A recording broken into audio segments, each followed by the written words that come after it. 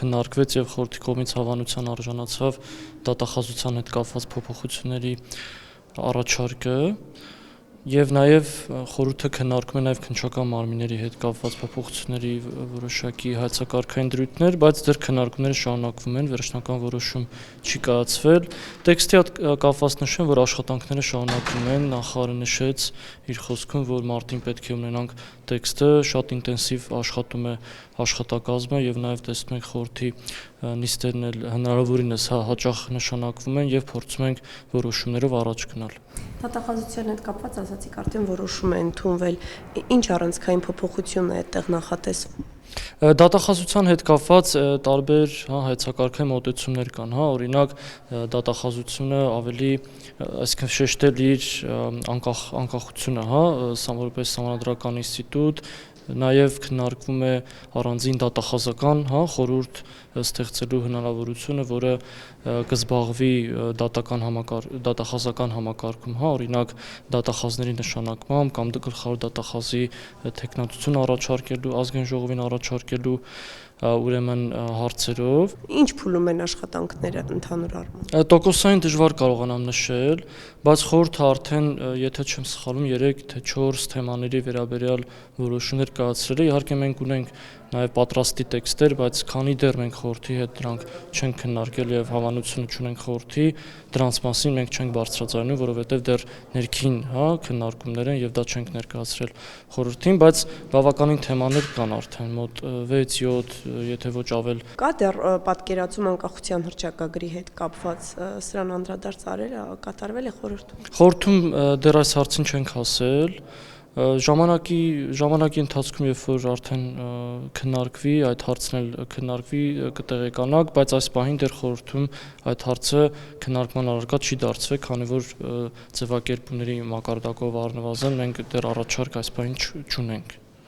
իրենց ներկայացնելու։ Մեր պլանների մեջ կան, մենք հերթով, հնարավորինս հենց յուրաքանչյուր փուլը աշխատանքի պատրաստ է լինում, ներկայացնում ենք։ Դուք նաև տեքստի վրա եք աշխատում, դուք ունեք դիրքորոշում հռչակագրի հետ կապված,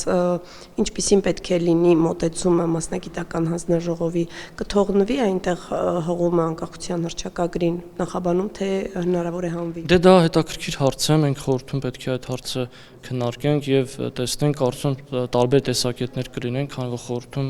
տարբեր շրջանակներից են ներկայացված եւ տարբեր մասնագետներ կան, իրենց կարծիքը իհարկե կարեւոր է եւ կսպասենք այդ քննարկումներին։ Իսկ ձեզ համար ինչը պետք է հիմք լինի այն հանել կամ թողնելու հարցում։ Դե հիմքը, եթե չեմ սխալվում, վարչապետը նաեւ սրան անդրադարձել է իր ելույթներում եւ այո, այդ խորհուրդը եւ այդ խորհուրդը գործում է վարչապետի որոշմամբ է ստեղծվել, հետեւաբար վարչապետի կողմից առաջ քաշվող թեմաները անպայման պետք է քննարկվեն այնտեղ։ Կարող է վարչապետի դիրքորոշումը նաև պատճառ կամ հիմք դառնալ, որ դուք ամեն դեպքում գաք այդ եզրահանգմանը, որ պետք է հանել։ Դե վարչապետը, այսինքն մենք որպես Արդարադատության նախարարություն, ինչպես գիտեք, մենք ենք առաջարկում թեմաները խորհրդին, խորհրդի անդամները եւս բաց են թեմաներ առաջարկելու առումով, բայց այսքան ժամանակ 1-2 դեպք է եղել, որ ներկայացրել են, հիմնականում առաջարկներով հանդես է գալիս Արդարադատության նախարարությունը։ Դե նայեք,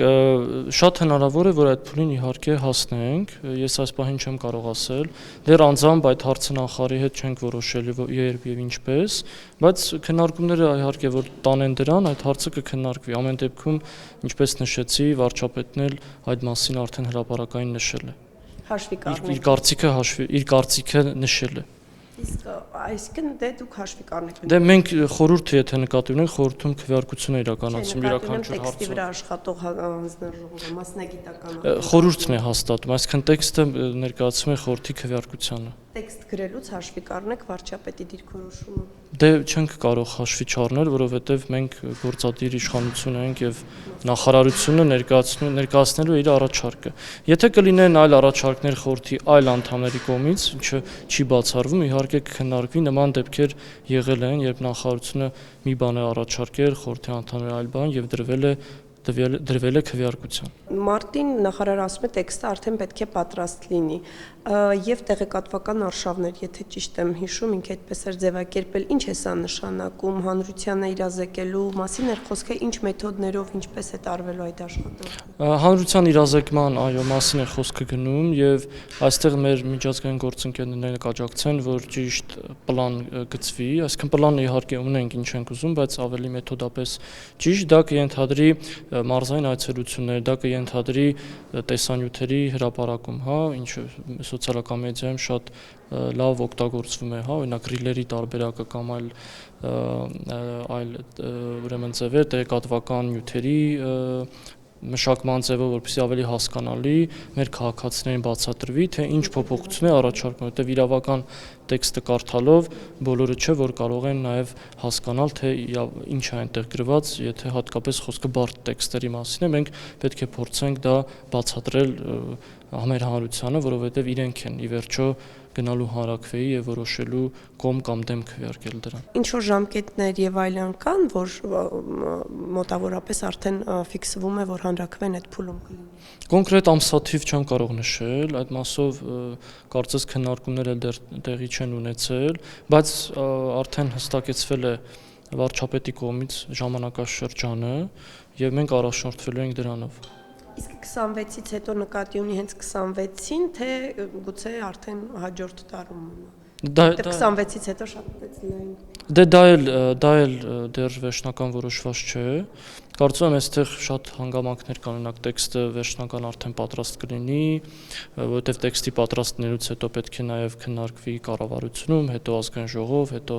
նաև հնարավոր է սահմանադրական դատարան ուղարկվի։ Նման ընթացակարգեր կան, որ պետք է պահվի եւ նոր հետո որոշվի հանրաքվեն երբ է տեղի ունենում։